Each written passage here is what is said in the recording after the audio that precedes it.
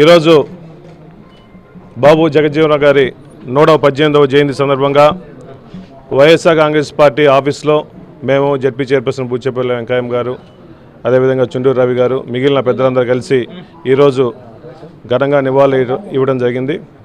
ముఖ్యంగా బాబు జగజ్జీవన్ గారు ప్రజల కోసం, దళితుల కోసం, అణగారిన వర్గాల కోసం వాళ్ళకి న్యాయం చేయాలని చెప్పి ఎన్నో పోరాటాలు చేసి పేదవాళ్ళందరినీ సముచిత న్యాయం కల్పిస్తున్న ఒక సామాజికవేత్త, అదేవిధంగా రాజకీయ నాయకులు.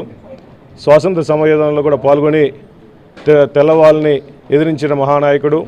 అటువంటి నాయకుడు మన దేశం వచ్చిన తర్వాత నెహ్రూ గారి టైంలో నుంచి సుమారుగా 30 సంవత్సరాలు ఒక సెంట్రల్ క్యాబినెట్లో పనిచేసిన మహానుభావుడు, అదేవిధంగా ఉప ప్రధానిగా చేసిన మహానుభావుడు.